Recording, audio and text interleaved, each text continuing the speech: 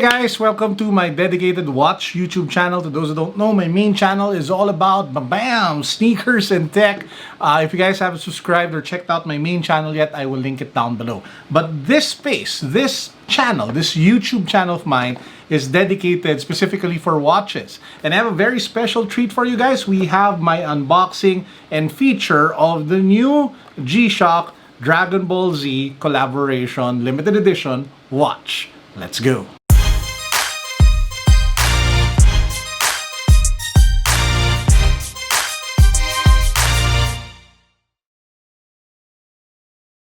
By the way, as I am unboxing this, let me just give a quick shout out to one of my favorite watch shops at Tokyo.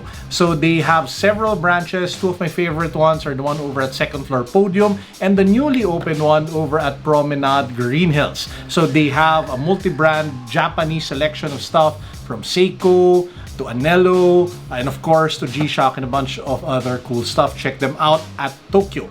Now, as you guys can see, it comes in this orange box. You have G-Shock and Dragon Ball Z logo at the top. If you pop the box open, of course, you have the typical manuals, warranty, cards, and all that cool, well, stuff. And then if you pop the box open, you get to the traditional G-Shock tin. But this one comes in a special wrap. It actually has a Dragon Ball Z and G-Shock logo all over it. And then if you pop it open, bam! This is insanely bright orange. See, take a look at how crazy that watch is. Now, before we jump into the review, let me just state that there are two big questions that we need to tackle. Number one, is it a good Dragon Ball Z watch? Will it appeal to Dragon Ball Z fans? Which fortunately, I am. In fact, I have a massive Dragon Ball Z Funko Pop collection. And this is the grail piece in my set. This is the most expensive Dragon Ball Z Funko Pop, which is the Planet Arlia Vegeta. I paid an insane amount of money for this one, and to this day, I have the complete set of the Dragon Ball Z Funko Pops. Well, and the camera can't see it, but on the other opposite side of the room. So the big question I want to ask is, does the design appeal to me as a Dragon Ball Z fan? The second question is it a good watch? Because ultimately, it is a functional timepiece. Is it good? Is it great? Is it something that I would want to wear? First, I want to talk about the Dragon Ball Z references. Now, as the color implies, this is obviously inspired by the main hero of Dragon Ball, which is Goku. And along the strap and the case, there are actually four big prints of our favorite Super Saiyan. The first one is him in his Super Saiyan 3 mode, which you can see over here.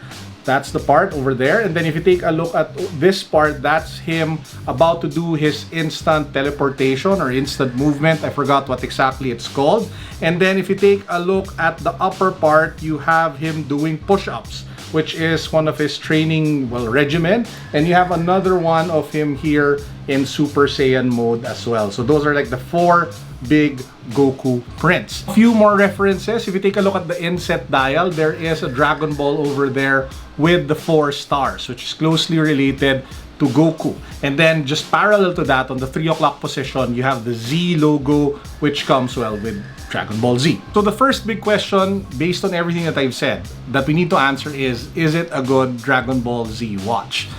Personally, if you ask me, it's a great collectible. It's a nice novelty item to capture your favorite memories of your favorite Dragon Ball Z character, if your favorite character is Goku. Having said that, if you actually want to wear it, that's a different question altogether. The colors are so loud, it's just chunky AF. But I do see like situations where you can pull it off, maybe on the weekends or casual days out, or if you're much younger, then you can pull this wearing this off on a regular basis. However, for the people who are a bit more mature, it's more of a collectible more than anything else, and it's a fun watch that you can wear if you just don't give an F for that day and you just want to chill, relax, and enjoy like the weekend or a night out or a day in the mall. As for the watch itself, it's a great watch because it's a G-Shock, it's indestructible, that's what they keep saying, and it has a lot of built-in functions from world timer to stopwatch to timers to an LED light that's in orange to world time, date time. I mean, it's just packed with so many things. And again, it is something that can withstand a lot of abuse, be it water, bumps, drops.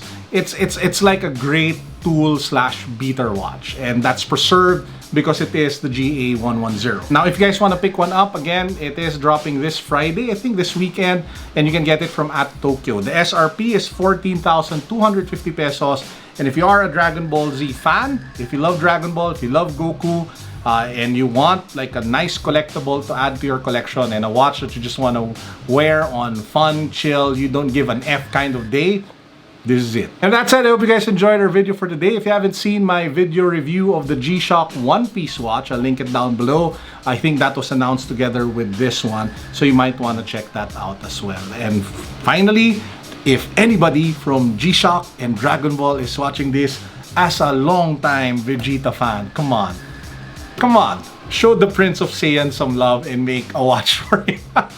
But yeah, that's it for now. Hope you guys enjoyed. Peace, God bless. What's up? Boom.